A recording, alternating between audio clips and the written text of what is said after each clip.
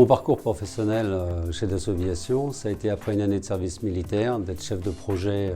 sur des programmes de développement de simulateurs, où ça m'a permis d'aller aux essais en vol chez Dassault Aviation. Et puis ensuite, j'ai fait une vingtaine d'années dans le commercial,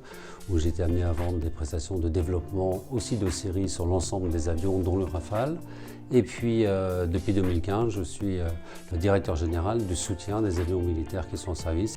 Alors, on a une grande palette de sujets d'innovation, que ce soit au niveau des systèmes d'armes, on utilise toutes les nouvelles technologies, aussi en ce qui concerne le domaine des services et surtout la continuité numérique a toujours été une force au sein de la société, continue à se développer avec de l'assistance vocale par exemple, de la reconnaissance avec du big data, mais aussi des innovations en termes de matériaux avec tout ce qui va concerner le fait qu'aujourd'hui les aspects environnementaux sur lesquels on travaille déjà depuis de nombreuses années continuent à être un sujet très important et dans lequel il faut évidemment que l'on s'implique et que l'on soit encore une fois les premiers. En ce qui concerne les besoins en ingénieurs chez Dassault Aviation, nous avons besoin d'ingénieurs dans tous les domaines, dans le domaine du bureau d'études, dans le domaine de la production, dans le domaine également du soutien au service, du service auprès des clients, que ce soit sur les aspects opérationnels ou sur les aspects de maintenance. Donc tous les secteurs sont concernés, on a besoin d'ingénieurs jeunes pour venir faire de l'apprentissage pendant 1 ou 2 années, puis assez vite prendre des responsabilités